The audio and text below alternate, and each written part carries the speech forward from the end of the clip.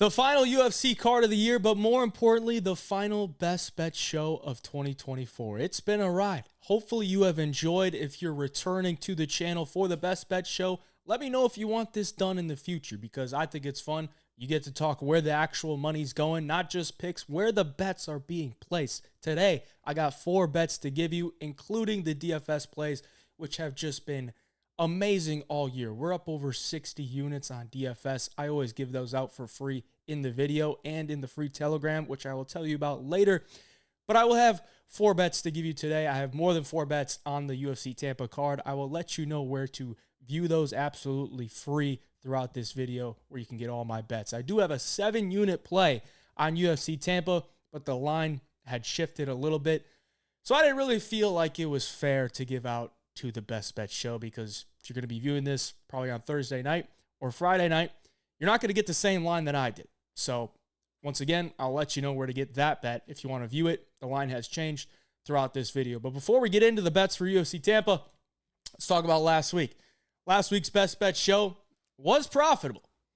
Most of that due to the parlay bet of Movsar Evloev and Alexandre Pantoja. 2 units on that one at minus 105. Cashed us in about 1.9 some units and some change. That was a nice little hit there. The round prop bet was an L. Cody Durden just magically got a granite chin. Or at least maybe Joshua Van just doesn't hit that hard. But he hit him with 160 significant strikes. I thought for sure Cody Durden would go out by the 50th. You know, if Josh Van just beat him to death. And Cody Durden was all about it. So we lose on the under 2.5 there. I'll take the loss. And then we lose on the Brian Battle sub. We just never had a chance. Never had a chance. Fight never hit the ground. And but we did have the Vicente Luque sub at plus 450 in the Home of Fight Picks Winnable, which was also free for you last week. So hopefully you signed up for the Home of Fight Picks Winnable last week because we had a great week overall, up over 7 units.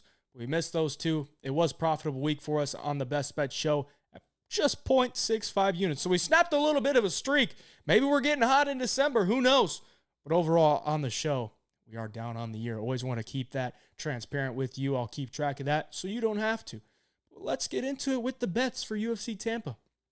We got a round prop bet to start us off. We're going the fight not to go the distance in the Bruno Silva and Manel Kape fight. Okay, it's plus money, plus 130. I'm putting 1 unit on it. And the reason I like it is because Bruno Silva has been on a hot finishing streak. Okay, he's finished all 4 of his last 4 wins. And then he went to a couple decisions earlier in his career. We also have to take into account the no contest that he had with Khalid Taha. Started to gas out. And he actually got submitted in the 3rd round. Now, it gets overturned to a no contest because Khalid Taha tested for some banned substances. But either way, Bruno Silva is a guy that has a lot of finishing upside within the first round and a half. So he could go out there and definitely spark Manel Kape. I don't think Manel Kape is, just insanely durable. I don't think he's got some granite chin. I think he could get submitted as well. So we know Bruno Silva is a finisher, but I also think Manel Kape could finish Bruno Silva because I think Manel Kape has very sharp strikes on the feet. I think he's got some dangerous strikes with the flying knee. Right hand is really sharp. And I also think over the course of 3 rounds, Bruno Silva might wilt to the pressure and the volume of Manel Kape if we get a volume from Manel Kape. Sometimes he's a little bit lackadaisical, but I do think this is a performance where he should come out looking to take some heads off. Okay, he's a big favorite in here. I think he could definitely finish Bruno Silva in this fight. Bruno Silva is also 34 years of age. It's not a young guy for a flyweight. Okay, he's not the biggest guy either. I think Manel Kape could find a KO or even a submission because Bruno Silva got submitted by Khalid Taha. If Khalid Taha can submit you, Manel Kape can submit you as well. I don't think he's a fish out of water on the ground. So I think there's a lot of ways this fight could finish at plus odds, plus 130. I'm all about it. I'm putting 1 unit on that. Now we'll move on to the Underdog Plays. If you're in one of these highlighted states, download the Underdog app. There's a link down in the description. Use my code HeyJob. You'll get a deposit bonus up to $1,000.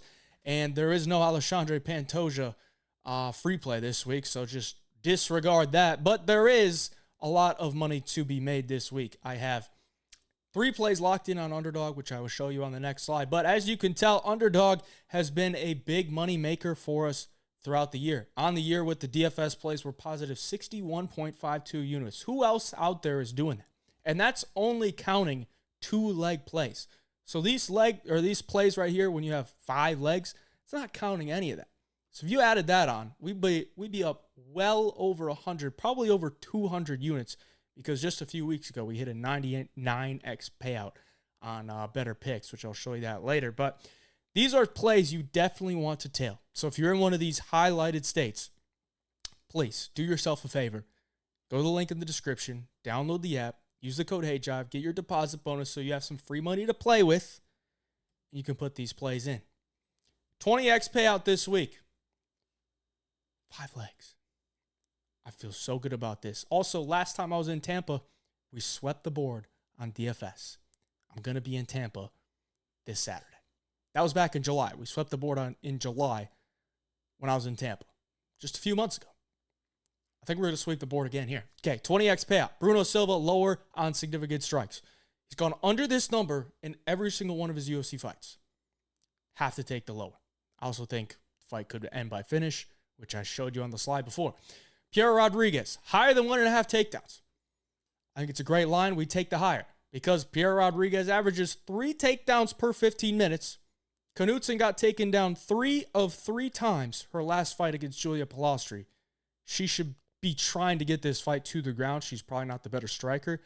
Makes all the sense in the world for her to get takedowns here. 1.5, great line. I love that for a fight that is supposed to go 15 minutes. We like that. Higher than 1.5 on Pierre. Lower than 45.5 significant strikes on Miles Johnson. Miles Johnson has gone under this number in 4 of his last 5 fights. And 4 of those fights went to a decision. This fight is favored to go to a decision. But he has already shown, if the fight goes to a decision, 4 of his last 5 have gone to a decision, and he's still gone under 45.5 in 4 of those 5. So he's not a high-volume guy. This is a fight where maybe we get a good amount of grappling, but he's not a guy that's going to be putting together combinations. He's a one-shot type of guy. Lower than 45 on Johns. Lower than 45.5 on Drakkar Klose. Okay, Joel Alvarez's opponents have gone under this number in all 7 of his last 7 fights. Okay, this is not going over. I just don't see a way. Drakkar Klose is significantly smaller and has a significant reach disadvantage. I believe it's 7 inches in reach advantage that Joel Alvarez has and a 6-inch height advantage that Joel Alvarez has. It's going to be very tough for Drakkar Klose to land a good amount of significant strikes on Joel Alvarez. And I do think Drakkar Klose is eventually going to have to try to mix in some type of grappling, and he probably gets submitted, which I will show you that later. So lower on Drakkar Klose, lower on Colby Covington. Buckley is not an easy guy to hit. Uses a lot of lateral footwork, and I do think Buckley could find a KO here early on.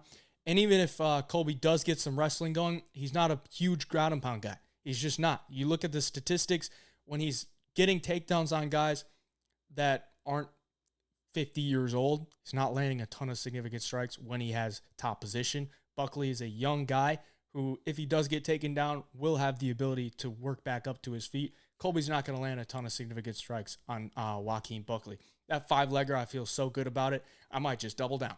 Okay, I feel so good about that 5-legger. That 20Xer should be hitting this Saturday. 3X payout here.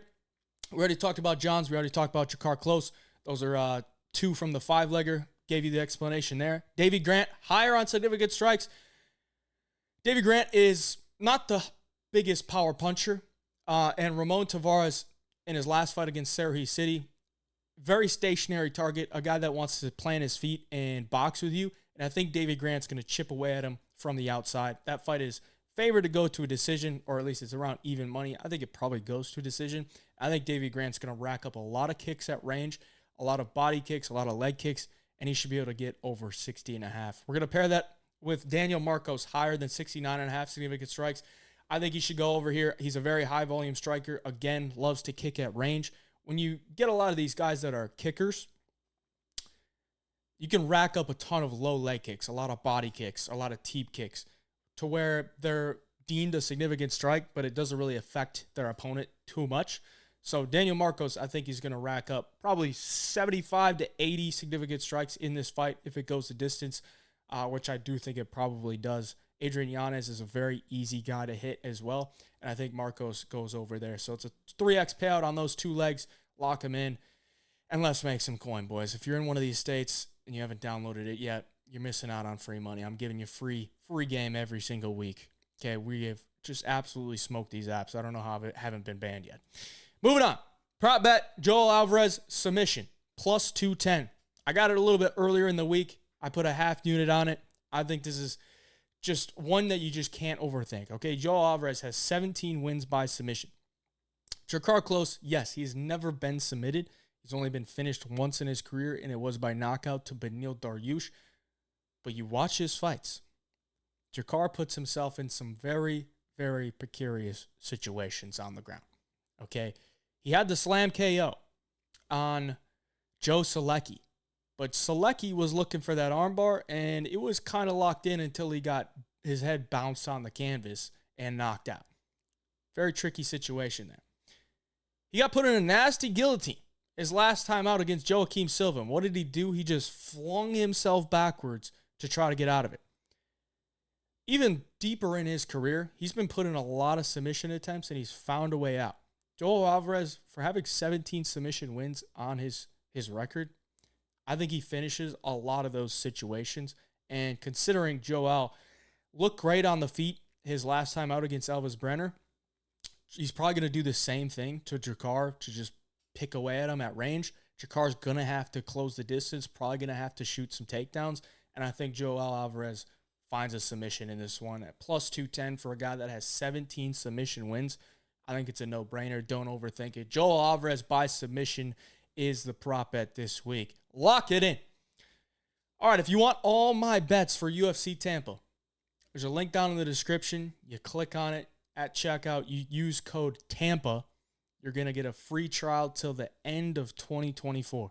So this is the last UFC card, but we also have a couple boxing fights, a couple regional shows throughout the end of the year that you'll be in on. So use code TAMPA at checkout. You get a free trial till the end of 2024. That's where you get all of my UFC bets every single week. I have way more than the 4 bets that I'm about to give you in this video. And like I said, I have the 7-unit play there. I didn't want to give it out in the video because the line moved. But if you want to check it out, it's free. Use code TAMPA at checkout on the Home of Fight Picks Winnable, and you'll get to see all the bets I have for UFC Tampa. On the year, we're positive over 92 units. So 31.15 units on Sportsbook and 61.52 units on Daily Fantasy. And the reason I give you the Daily Fantasy plays here on the YouTube is because the lines tend to move. So I put out my Daily Fantasy plays on Tuesday. I send them out to everybody, and the lines do tend to move because they're getting a lot of action. A lot of people tail me. So they're getting a lot of action. The lines will move. So a major upside for being in the Home of Fight Picks Winnable. We crush it on Daily Fantasy. You get the plays early so you don't get all the line moves, and you can get them locked in. So you get the lines that I get. Moving on. Another prop bet. There's just 2 here. Okay, we're going Fernando Padilla inside the distance, but if it goes to a decision, we get our money back. The reason behind that is because Fernando Padilla never been finished. Sean Woodson, 8 wins by decision. So this one's pretty cut and clear to me. Okay, it's either a Sean Woodson decision or it's Fernando Padilla to get a finish. So we're taking the jump on Padilla to get a finish, but if the fight goes the full 15 minutes, we get our money back. Even if Padilla wins by decision, we get our money back.